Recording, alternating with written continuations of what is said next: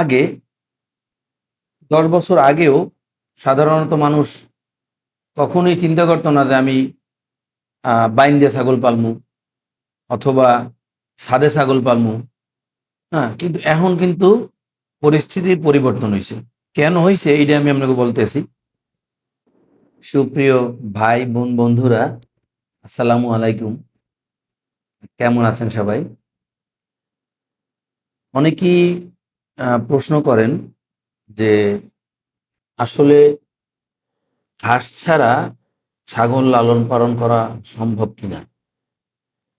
আসলে এই প্রশ্নটার যেটা সহজ উত্তর সেইটা হইল যে ব্যাপক পরিসরে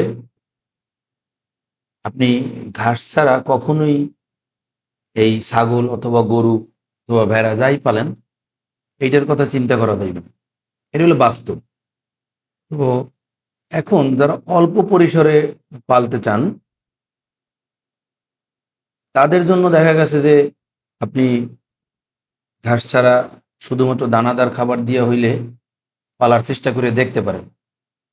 আর একটা জিনিস হইল, আগে ১০ বছর আগেও সাধারণত মানুষ কখনোই চিন্তা করতো না যে আমি বাইন দিয়ে ছাগল পালমু অথবা সাদে ছাগল পালমু। হ্যাঁ, কিন্তু এখন কিন্তু পরিস্থিতির পরিবর্তন হয়েছে। কেন হয়েছে এইটা আমি আপনাকে বলতেছি। এইটা হইল যে এখন যেমন আপনার এই যে খড়ের বা নাড়ার যে গুঁড়োটা কুচিটা এইটা কিন্তু অ্যাভেলেবেল। হ্যাঁ, আপনি চাইলে পাইতে আছেন। এইসব কিন্তু আগে ছিল না। আগে নাড়া কিনে এর পরে নিজের কুচাইতে হইতো। ওইগুলো ছাগল খাইতে পারতো না, একটু বড় সাইজ হইতে দেখে। তো এই যে সুযোগ সুবিধাগুলো এইগুলো আসা শুরু করছে। এরপরে আপনার আছে কি? এরপরে আছে আপনার হাইড্রোপনিক পদ্ধতিতে ঘাস চাষ।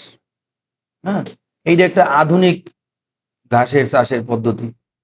যদিও এটা আমাদের মতো ছোট খামারিগুলো গিয়া এই মিডল ক্লাস ফ্যামিলির লইগিয়া খুবই ব্যয়বহুল। তারপরেও এই কিন্তু একটা পদ্ধতি আবিষ্কৃত হয়েছে এবং এটা বহির্বিশ্বে বেশ জনপ্রিয়। তবে আমাদের দেশে এটা হয় না কারণ আমাদের দেশে ঘাস প্রচুর। বিশেষ করে আমাকে দক্ষিণাঞ্চলে ১২ মাসই ঘাস পাওয়া যায়। যার কারণে এই হাইড্রোপনিকটা এত পপুলার কিছুই হয় নাই। আচ্ছা, আর একটা জিনিস আছে সেইটারে বলে হে। হ্যাঁ, এই হেটা হইল আপনার বিভিন্ন ধরনের শুকনো ঘাস।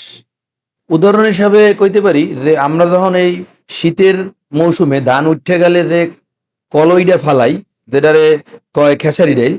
তো এই কলইটা যখন আপনার পোক্ত হয়ে যায়, এরপরে যে কলইটার যে ডালপালা, কলইটার যে গাছ থাকে, ওই গাছটারে শুকানোর পরে যে জিনিসটা তৈরি হয় ওইটারে আপনি হে কইতে পারেন।